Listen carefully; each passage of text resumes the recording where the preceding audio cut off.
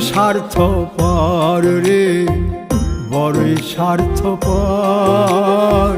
বুকের মাঝে জায়গা দিলে যতন কইরা ভাঙ্গে রে অন্তর।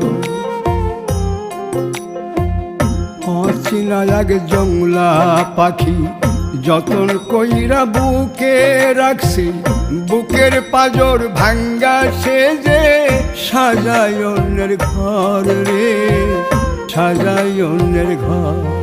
মানুষ বড়ই স্বার্থপর রে, বড়ই স্বার্থপর। বুকের মাঝে জায়গা দিলে যতন কইরা ভাঙ্গে রে অন্তর।